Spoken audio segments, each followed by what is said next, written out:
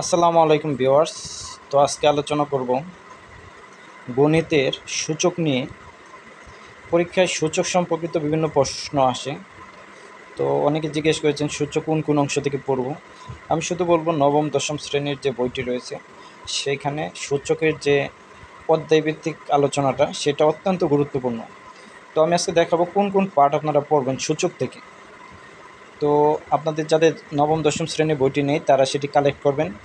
নীলক্ষেত অথবা বাংলা বাজারে বিভিন্ন জায়গায় পাওয়া যায় নবম দশম শ্রেণীর বইটি, কিনে নিতে হবে আপনাদের। তো সেই সূচক অংশটুকু আপনারা কী পড়বেন। তো এখানে আমরা দেখতে পাচ্ছি যে অনুশীলনী 4.1 এটি হচ্ছে নবম দশম শ্রেণীর সূচকের অধ্যায়। তো এখানে যে অনুশীলনীর সরল অঙ্কগুলো রয়েছে, তো সেই সরল অঙ্কগুলোর মধ্যে প্রথম অঙ্কটি, তারপরে 3, তারপর হচ্ছে 4 নম্বর, 5, 6, 7, 8 এই অঙ্কগুলো অবশ্যই আপনারা ভালোভাবে করবেন।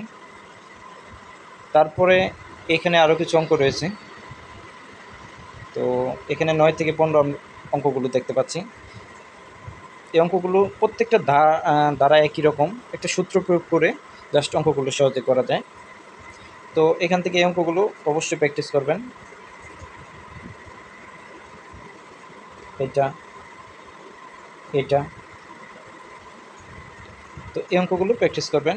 তারপর হচ্ছে এমসিকিউ পরীক্ষার জন্য অবশ্যই এই 4টা অঙ্ক অত্যন্ত গুরুত্বপূর্ণ।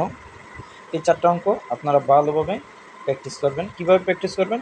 যারা নবম দশম শ্রেণীর বই পড়েছেন ইতিপূর্বে বা যারা স্টুডেন্ট পড়ান অবশ্যই এগুলো আয়ত্ত করতে পারবেন।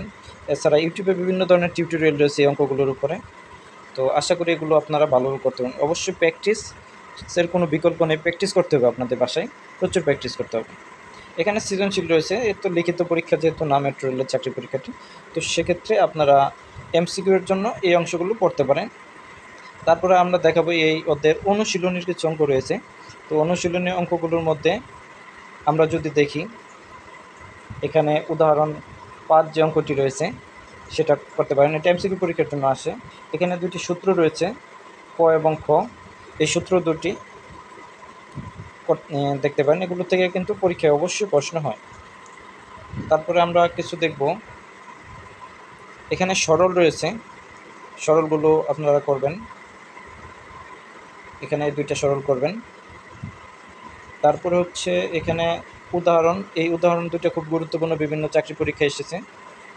তো সরল 1 এবং সরল 2, এখানে 2টারই প্রশ্ন দেওয়া আছে। এরপর যদি আপনাদের বুঝতে সমস্যা হয় অবশ্যই কমেন্ট সেকশনে কমেন্ট করবেন, আমি চেষ্টা করব এগুলো বুঝিয়ে দেওয়ার জন্য। তারপরে এখান থেকে যে অংশটা পড়বেন সেটি হচ্ছে এখানে যে 2টি উদাহরণ রয়েছে সে 2টি উদাহরণ ক এবং খ, এই 2টি আপনারা একটু চেষ্টা করবেন করার জন্য। তারপরে আমরা যেটা দেখব সেটি হচ্ছে এখানে একটি উদাহরণ রয়েছে ক নম্বর, এটা আপনারা দেখতে পারেন, প্র্যাকটিস করতে পারেন বাসায়। আর এখান থেকে একটি কোশ্চেন না বললেই নয়, যে বিভিন্ন পরীক্ষায় এসে থাকে, সেটা হচ্ছে কোন শর্তে পাওয়ার 0 = 1। তো সে শর্তটা আসে যে a not equal to 0।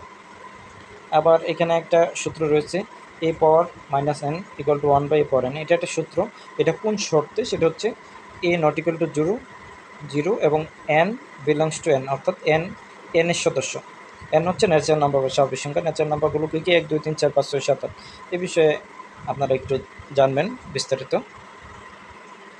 তো এখান থেকে আমরা আর তেমন কিছু দেখতে পাচ্ছি না। এখানে একটা সূত্র রয়েছে, যে সূত্রটা হচ্ছে a power m into a power n, এটা সূত্র হচ্ছে এটা। তো গুণ থাকলে অবশ্যই পাওয়ারগুলো যোগ হয়ে যায়। আরেকটি হচ্ছে